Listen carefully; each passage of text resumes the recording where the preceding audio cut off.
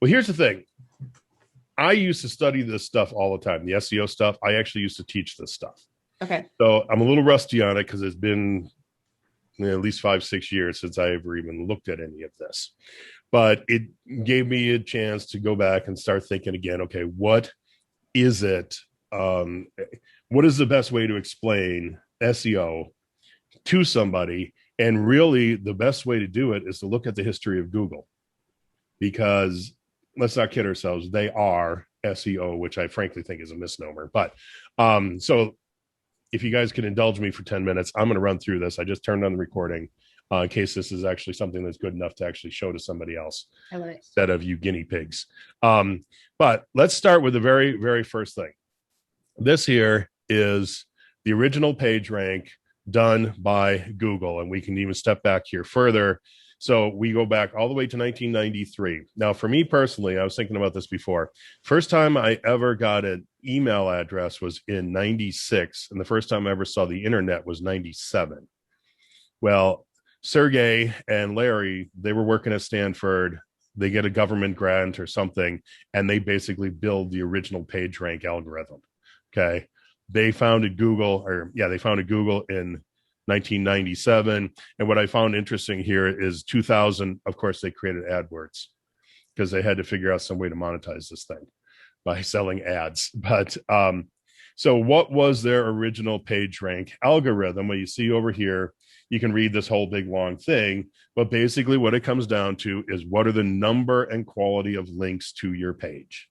So that's what it is. So I mean, you got to think about what the internet webs look like, which I barely remember what they look like before something like Google, which was people went surfing, and they even used the word surfing here in describing this thing, which I think this is like came from their dissertation or something. This part here, but either way, so guy would land on a website, and there would be links on it, and you would click on it and you would go to the next website, and then you click on there and you go to the next website. There was no index, no way to be able to go from one to the other or to search or anything. You just surfed the web is what they would call it, and you just went from one to the next to the next. And so these guys said, well, can we look at a page, and remember, this is page specific, not domain, not site, not anything else, a page.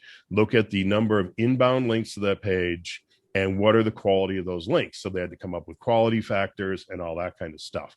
Well, where they ran into a problem immediately was that guys figured it out. They said, oh, well, what we're going to do is we're just going to put in a whole bunch of links.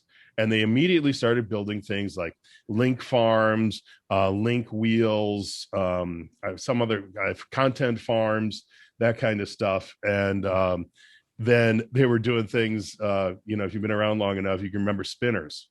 You get a piece of content and you would spin off 20 variations on that piece of content. And then you would build 20 different websites. You put the content onto it, and then you'd have all these different sites linking to each other, building out these enormous link wheels with thousands of sites. And none of them were any quality. They were all garbage, but eventually they all led to a sales page somewhere that sold something. That was really what it was. And so immediately, we're going back here to the Florida update. We came back here. And so right here in this update, they said keyword stuffing, multiple sites under the same name or same brand, invisible text. Guys used to put invisible links all over their pages. And they used to put in hidden links. And the other one that they did, and I think it talks about, well, here's unnatural links and other stuff up here. They're talking about it, but they would also keyword stuff the hell out of these things. So you get your keywords on your page. And I've seen it where guys would like basically download the entire dictionary and put it in as their keywords, or they would create a background that was white. And then behind that, they would put in every word in the dictionary, and thinking that because Google would come in and see that, they would then be able to get picked up for those keywords. And long tail keywords, short tail, everything they would just stuff in there. Well, right away, we're back to 03 already. Google was all over, especially the keywords, and they just started slapping these things down. And when I first got involved with this, I was told flat out, don't even bother with keywords because Google doesn't look at them. And that's pretty much has proven out over the years that Google does not look at them. And so we can keep going through, and they got different. I mean, this is all the list of basically all their updates. Well, in 2009, this is the first one I really remember, is caffeine. And that's where they basically sped up their bots to the point where they could pretty much search the entire web instantaneously. So you put up a website and they basically downloaded it into their index. And if I'm not mistaken, if I recall, basically what they do when they download it into their index, they turn it into like a 32-bit character, 32-bit string, and somehow or another they know what the hell that means and what to serve. So as we keep going along here, and I wrote down a bunch of them here. So Panda is the next really big one. And this Panda update, if you watch here, it's still to the point where they're still updating it. And they said, like, I think it was last year, they basically added it to the algorithm, but then they had to back off and say, okay, well, it's not really part of the algorithm, it's really part of a filter. But what it is this is a part here where they started getting rid of the content farms. So all the internal linking. So this is 10 years ago already, that they took what was their original algorithm, which was, we're going to look at the linking. And then they had to go, okay, we are being spammed so badly here. We have to figure out a better way to look at these links, because otherwise they're going to be out of business, because they're in the business of providing a good search result. So I mean, think user experience. They want people to continue to use their thing. Otherwise they can't sell ads. And so we got Panda, Panda, Panda, Panda. And then the next one here is called Freshness, which I never heard before I went through this list. But here again, think about it. You type in the word Super Bowl. You don't want to know about the Super Bowl 5 years ago. You know, it's the middle of January and you want to know the day of the Super Bowl. You want the freshest content. And so that's what they're doing here when it comes to topics that are current. That's where they're going to give them to you right there. And so, and we got page layout is the next one I wrote down. And in here, basically they say they don't want a bunch of ads at the top of the page. So if somebody lands on a page and they have to scroll down in order to see anything, so anything above the fold, if you got a bunch of ads there, they'll knock you out of the index. So again, they want to be able to provide the best results they possibly can. Venice, again, this one here is based upon the searcher's physical address or IP address. So again, I had an example here where I typed in here. So I typed in the word pool supply. And so what did it do? It pulled up Phoenix, Glendale, Mesa, Scottsdale. So it knows where I am, and it's serving me the most, the closest one. If I put, you know, you've seen it all before, put in a movie theater, you're looking for a gym, restaurant, anything else, it does the exact same thing. And that was part of their algorithm update in 2012. Then the next one, another very famous one, is Penguin. So it's always Penguin, Panda, and Hummingbird are the ones I always remember. Blah, blah. Again here, keyword stuffing, unnatural linking, that kind of stuff. So again, they're just continually going after the same thing, keywords and unnatural links. And you're going to see as we go along here, it's Panda update, Panda update, Panda update. I mean, here we're up to number 16 already. But Penguin EMD, which was, I forget what EMD, exact match domains. So here they did away with guys buying domains that were basically long tail key phrases. They did away with those being at the top of the search results, because that's what everybody was taught to do. Oh, yeah, make sure your domain is exactly what your long tail key phrase is you're searching for. So they did away with that right there. And then we got Penguin 2. That was have been updated, impacting updates, opportunity website.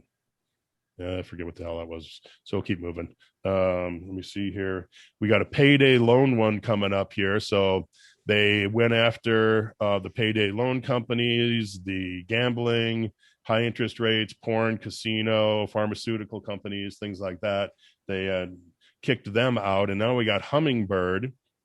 Let me see here. What was this one here? And the reason I'm going through all this is because as you look at this, you go, oh, okay, now I see why I don't get porn sites coming up. Now I see how come I get this result when I type something in, which has absolutely nothing to do with SEO, has absolutely nothing to do with what's on your page, which is eventually what my point is. So we'll get to that here. Okay, conversational search. I forget what this one does. It doesn't matter. Paying pigeon, you got a mobile update, you got quality.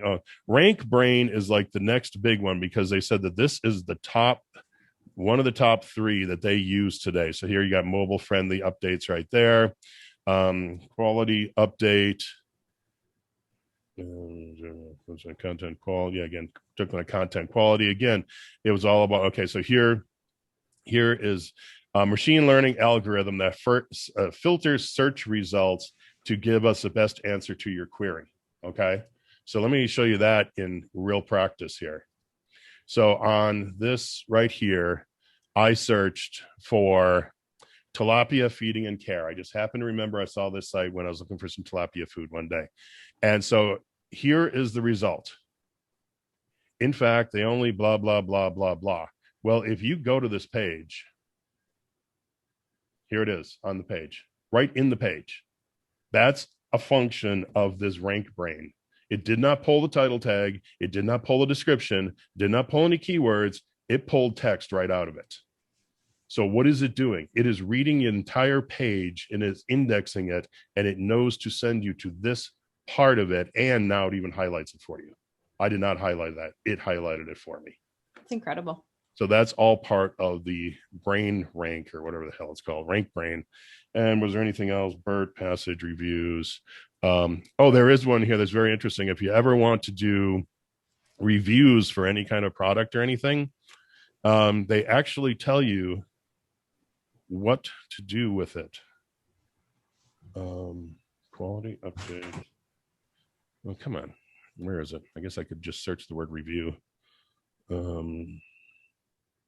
Broad core algorithm.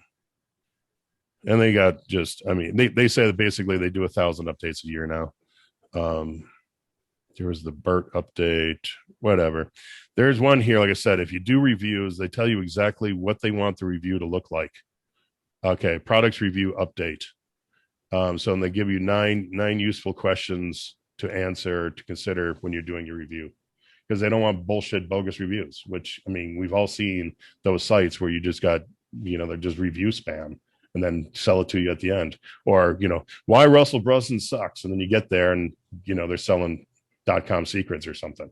We've all seen that garbage. So let me just show you here a website. So here I searched for pool supply stores, brought up one near me. So this is when we start getting to what is on the page versus what Google cares about. So this is an old style website. It is built in what they refer to as silos.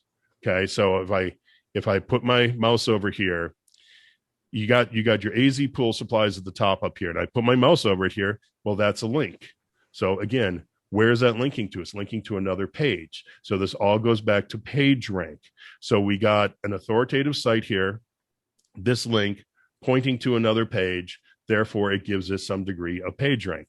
Well, inside of this silo, or inside of this category or tag, however you want to look at it in terms of like WordPress or something, you have all of these other links to all these other pages.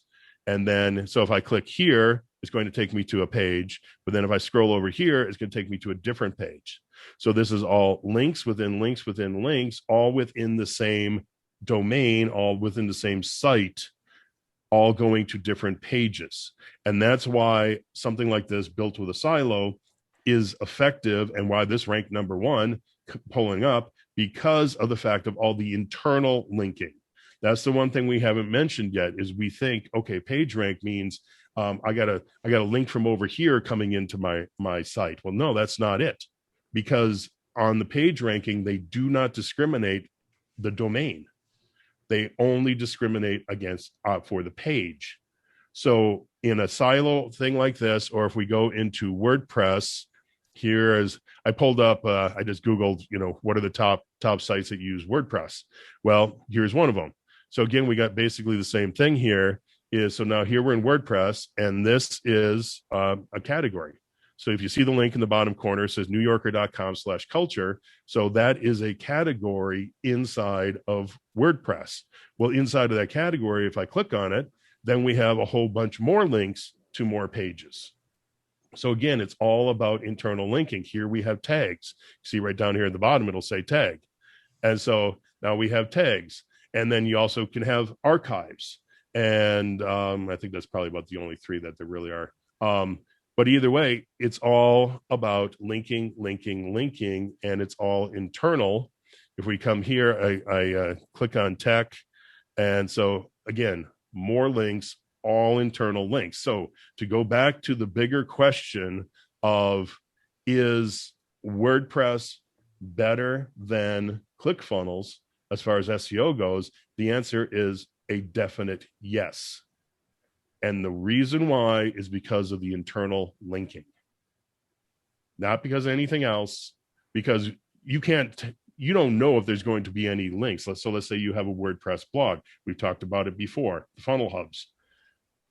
You don't know that you're going to have any links to that funnel hub, but it will still rank higher just because you have so many good quality articles, all in the same thing, all linked together 20 different ways. That's how come WordPress, and I suspect that's how come WordPress was invented in the first place. I don't know that for sure. Guy who invented it was Matt Mullenweg. I think that's, Matt Mullenweg, something like that. So we looked at that. So here is my thing of what you do. Okay. First off, fill out your title, fill out your description, put in some keywords, even though Google doesn't look at them. Social media, make sure you put your images in there, run it through the Facebook debugger, put in your alt text, put in your Aria labels. All this is text on a page that Google has the ability to read. And then make sure all your links and domain names are good. None of them are broken or anything like that. But beyond that, there ain't a damn thing you can do about SEO, because again, in the case of our tilapia page here, I mean, it pulled out a chunk of code, or pulled out a chunk of text right down here in the middle. Well, how much text is there on a sales page? How much text is there inside of ClickFunnels? Well, virtually none. And so therefore, there's really nothing for them to index. So they can index it, and they do index it, but there's not a whole lot in there for them to serve them up to the consumer. So the best thing you can do really is just make sure you run all of your domains through, I prefer also running them through Cloudflare. I think there's some benefit there. I could be wrong. But make sure you run all your domains through Google Analytics and also through Google Search Console. That is probably the number one thing you can do in order to have any chance of being found in the search engine results. But the reality is you're not going to be. So what guys like Russell and Steven and the others have done is to go out and create themselves the funnel hubs. And so that's why, I don't know, 6 months ago or something, I put together this program, getfunnelhubsecrets.com, which is basically goes in and teaches you how to build out a funnel hub inside of drop funnels. And so that's what this is about. And inside of drop funnels, you can come in and you can set all this SEO metadata stuff in here. But again, does it really do you any good? Because we've proven that Google has gotten so smart to this point that they don't look at your description. They don't look at your title tags. Here I was looking for something to do with WordPress, and I typed in, WordPress history. So here is what it found and pulled out. But if you go to the Wikipedia page, it's halfway down the page. The part that they decided to pull out of all of this here about WordPress, they pulled out this, well, wherever it went, it was right down here. That's where it pulled it out of. So was that part of the description, the title tag, the keywords? No, it wasn't any of that. It's that Google is now using AI to serve us what they think that we really want. And so all the work in the world isn't going to get you there inside of ClickFunnels or even inside of WordPress. So that's really all I have to say on this. I think any rebuttals, any countermands to what I just said? I do. Okay. Well, we're gonna let Jonathan go first. He raised his hand first. Well, I don't know that that's true. Her hand goes up pretty quick. Go ahead, Jonathan. But what I want to add, and it's not to rebut, it's to add. When WordPress was created, their primary market was bloggers. Right. And bloggers primarily depended on SEO at the time.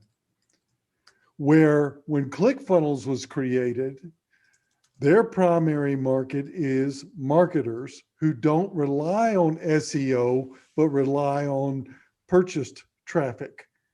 And so SEO don't matter as much to marketers. So it's been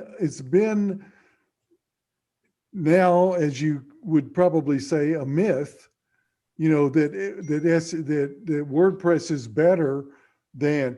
If you took 1,000 WordPress sites and compared how well they rank to 1,000 ClickFunnels sites, the WordPress sites probably rank better even today, but they certainly would have 10, 12, 13 years ago. Right. Based on the rules that were in play at that time around SEO. Because back when we first started, building websites, we thought about SEO and all that stuff all the time. But when we started doing ClickFunnels, SEO is out the window. We don't really care. Yeah. So my question, just for clarification, my question on SEO has nothing to do with sales pages, because I get it. Like, SEO doesn't matter when we're talking about sales pages. It's kind of an irrelevant thing because we're going ads to pages to convert. So my question really had nothing to do with sales pages. It was, I saw everybody doing this WordPress funnel hub thing because of what AJ and I forget his other name did, right? And so that's why those are over there. And they would always say it's because of the SEO, because the reason somebody goes to your funnel hub is through what they call the shadow follow-up funnel, right? So they're doing a search on their own, and the chances of them finding these hubs is greater if it's on WordPress versus ClickFunnels. But when I started to, again, my bias is I don't want to ever touch WordPress again because of the plugin nightmare and the overhead and the cost, and it's just not worth it now that I know ClickFunnels. So I started to build funnel hubs in ClickFunnels, right? As an alternative. So, and especially if they are blogging, my personal experience has been, I did the WordPress blogging thing. And unless you're really an expert at SEO, right? The chance of you just being discovered, right, is really hard. The chance of you getting discovered, though, if you're blogging on a platform like Medium, is way higher because they're doing things on your behalf. I mean, not directly, but indirectly to get your stuff found. So I found this piece of code that allows you to embed a Medium blog into a ClickFunnels opt-in. And that was kind of like the game over for me in terms of you never need to go to WordPress to build a funnel hub. You can build it in ClickFunnels. So then the question of SEO came up, which today, hearing you, Dan, is almost really more encouraging to me, because I'm like, if it's true that it's the internal linkage, which you can do in a ClickFunnels hub, right? And it's the crawling of the content inside. The only question is if they crawl iframed content, would be a factor. But if those two things are true, then I'm back to, why do we need to go to WordPress to make a funnel hub? Yeah. I don't get it. I'm 99% sure that they do the iframes as well, because they actually, and I forget exactly how this works, but they do two passes. So basically there's the first load of the page, and I don't know if the iframe loads at that point, but on the second load, it definitely, the iframe comes in, and as long as the iframe is there, so like, let's say there was an iframe on this page right here, the text within that iframe would be there. And if so, they can read it. Yeah. And I'm not sure if that's on both passes or just one. Or just and if you take one more step to that and you change the canonical link in Medium to be your funnel hub page and not the origins in Medium, does that help even further, I don't know enough about Medium, but if Medium, I've been on Medium before, and again, so there's internal linking. You said they do stuff to help you. Well, part of it is just that there's a lot of people using Medium, and so therefore there's a lot of internal linking. Right. Yeah, that makes sense. Yeah. So all that to say, I get that WordPress technically could be better, but I still the juice isn't worth the squeeze. You know what I mean? For the purpose of a funnel hub, and it seems like it's good enough on the SEO front to not have to bear the burden of the WordPress overhead. But I came into this whole query really biased, wanting the answer to be ClickFunnels. So I might not be hearing everything, but that's my conclusion still after hearing everything. Well, and the other problem with blogging is you actually got to do it. Right. And so you got to create a lot of content, and you got to get a lot of internal links. And even then, it's still, I mean, it's got to be good stuff, and you got to have external links to it. I mean, because yeah, sure, you run it through Google Analytics, but it really helps if you got a bunch of external links coming to it, and then Google definitely is going to give it greater authority. If you got a link coming in from, like the New Yorker, I got one of those tabs open here. So you got a link coming in from the New Yorker. That is better than getting a link coming in from a blog that I have that's got one post on it. Right. Yeah. I mean, that goes back to the original algorithm. Yeah, backlinks. Yeah, but they have to be good quality. That's why that's why right. they had to kill off the link farms, because they were all crap. But I'm curious, I mean, all of you are highly technical, and you've been around long enough to understand this amazing history of SEO, which this was really helpful, Dan. Thank you. And Jonathan, what you were saying, because I'm curious, like, am I crazy to come to this conclusion that I still would, in good conscience, recommend building a funnel hub in ClickFunnels, not in WordPress?